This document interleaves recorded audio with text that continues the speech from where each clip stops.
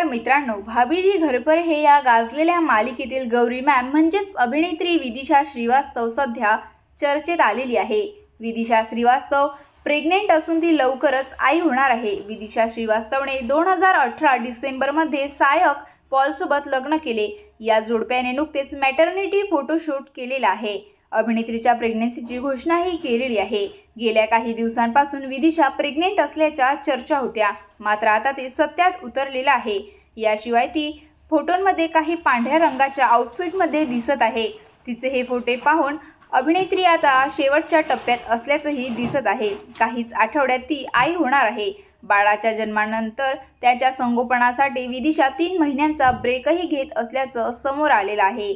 सायक पॉलसोबत विदिशाने गुपचूप लग्न केलेले होतं। विशेष म्हणजे विदिशाने जवळपास 4 वर्षे ही गोष्ट लपवून ठेवली। अलीकडेच तिच्या लग्नाचं सत्य समोर आलं आणि भाभीजी घरपर हे मालिकेत आतापर्यंत 3 अभिनेत्रींनी अनिता भाभीची भूमिका केलेली आहे। यामध्ये पहिले सौम्या टंडन, नेहा पेंडसे आणि आता विदिशा श्रीवास्तव या अभिनेत्रीचाही समावेश आहे।